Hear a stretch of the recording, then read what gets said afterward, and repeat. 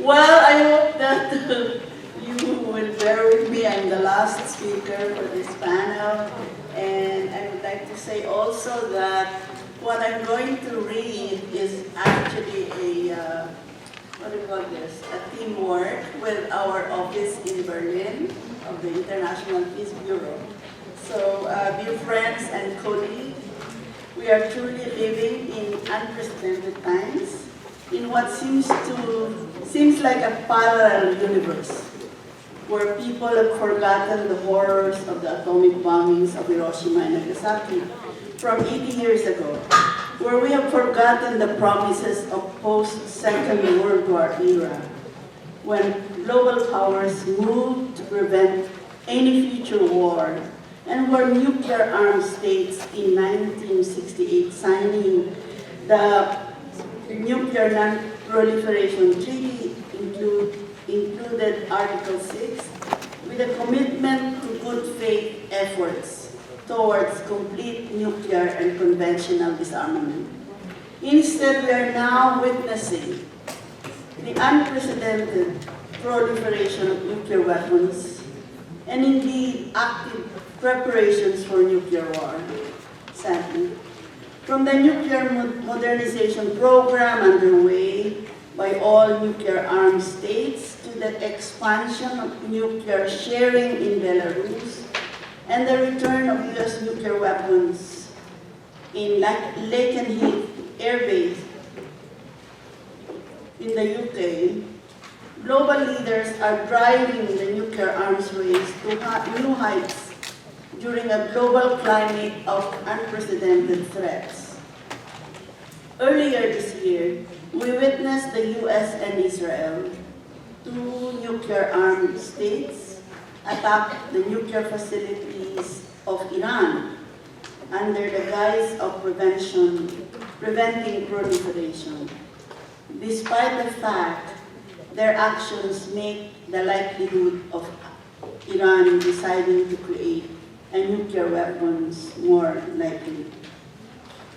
In fact, not so long ago, before this 80th anniversaries, in Japan and United States, the only victim and aggressor countries of the use of nuclear weapons in wartime, held discussions on extended nuclear deterrence, where they discussed a scenario in which U.S. military would use its nuclear weapons again.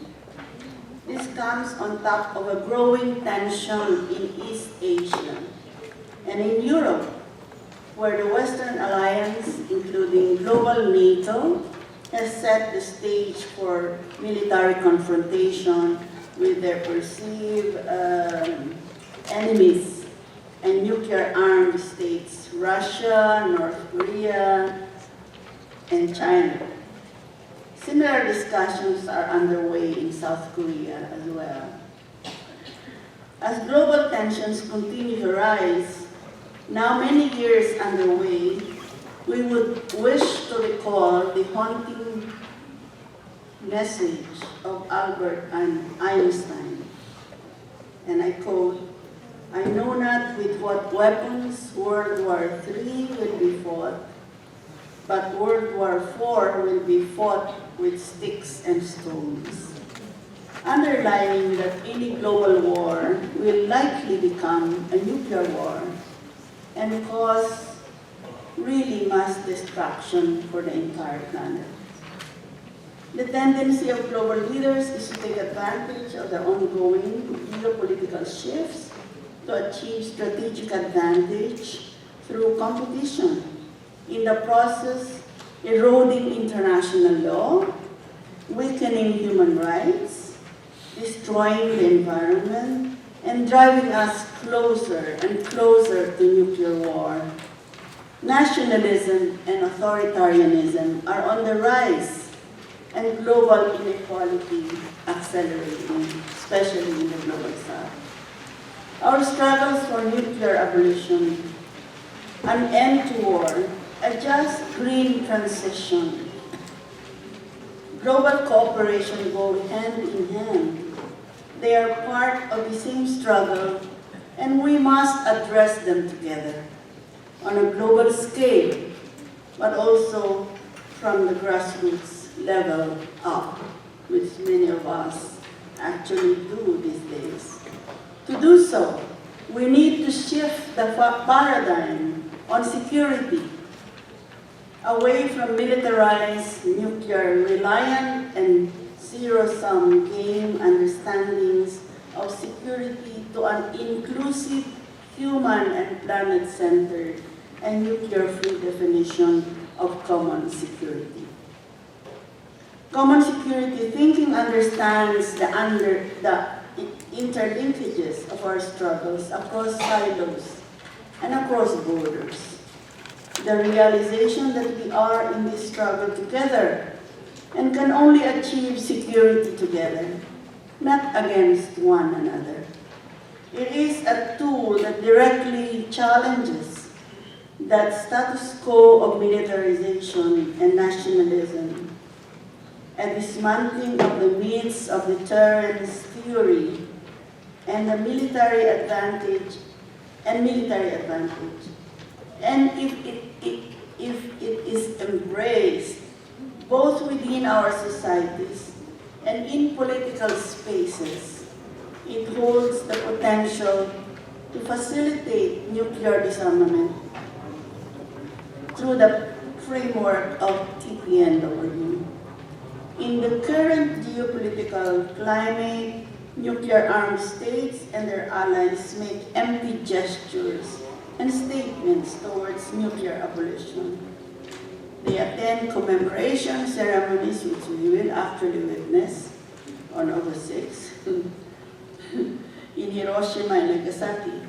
And they attend yearly NPT meetings, and they proclaim a vague long-term goal for nuclear abolition, all while increasing their own nuclear capacities, justifying it by emphasizing the threats they supposedly feel from their adversaries in this era of strategic competition.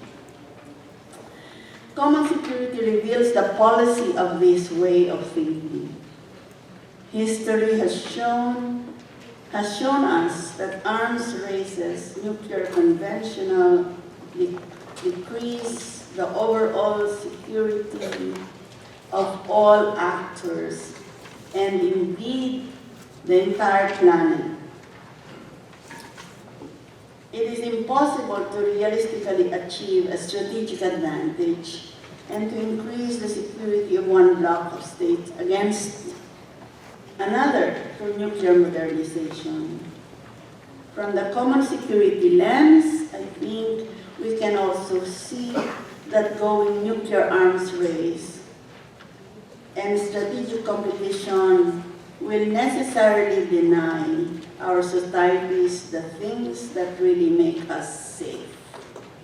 Funding of green transition, public education, quality work for all, social safety nets, and strong international institutions, to name a few, while increasingly the likelihood of violent conflict and nuclear weapons use. The alternative offered by common security is trust building, which is very important, solidarity, and diplomacy and dialogue, fostered by and through disarmament procedures, especially the abolition of nuclear weapons. Oh, okay. It is a concept that unites our all too often divided movements to push for an overhaul of international interstate relations. I'm going to skip some part of this now, and I hope our interpreter will be able to follow. History has shown us that disarmament and trust building are interlinked and mutually reinforcing processes. The reduction in nuclear arsenals and banning of entire classes of nuclear-capable missiles during the Cold War served to reduce tension between Eastern and Western blocs. So, of course, common security is not separate from TPLW. I didn't realize this is too long. Sorry, Joseph. This is not a revenge. The TPNW is a treaty based on common security thinking. But our world leaders have not yet adopted this thinking, unfortunately, and choose instead to attack the treaty or ignore it entirely. And so, the Global South in many ways is already taking the lead on common security. It's what we believe at IPB. That Colombia's total peace policy, okay, that's an improvement to the Hague Group's defense of international law. And of course, the overwhelming ratification of the TPNW by, mostly from the Global South. That is a fact. It's not an imagination. These geopolitical changes already underway hold a chance of helping to reshape how we view security. But of course, there is still much work to be done, and this work must be led by global society, by us, with support from the cooperation with government where it is possible, and sometimes it is possible. So there are three things that we need to look at, and I think that Carlin Lucas have mentioned this as well, but very short, I would say we must continue the trend of bringing movements together. This is very important, revealing that the interlinkages of our work, our common goals, acknowledging that only through convergence we hope to solve the overlapping crisis that we are facing. Second, we must center peace education. This is where power comes out from. And outreach, as we have done this, for many years, for many of us. This is important, which includes spreading the Hibakusha testimonies. And we are very happy at IPB that we have, our Hibakusha Konihiko Sakumasan have visited Berlin and is able to be in some forums and visits with NGOs. And thirdly, we must take joint action. We must not discount the importance of this. We've seen the power of people coming together. I'm sorry for the ad-lib, that we have seen with the recent actions of our brothers and sisters in Korea, which has been very powerful and have in fact removed a corrupt government in power, and I hope have been replaced by maybe less corrupt. That's an option. Okay, together, let us raise our voices together for a paradigm shift in security and global relations, one that emphasizes clearly that nuclear weapons cannot and will not make us safe, and therefore must be eliminated from every corner of the planet, for a new security where the devastation of nuclear weapons that was displayed clearly 80 years ago, it was a long time ago, older than me, in Hiroshima and Nagasaki, will never happen again. So thank you so much, and I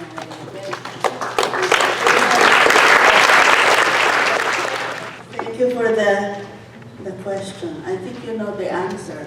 But anyway, well, what kind of education? We know it is very common these days that governments actually use this education in a way that that that that shapes the thinking of people towards their advantage. We've seen that in the Philippines, no?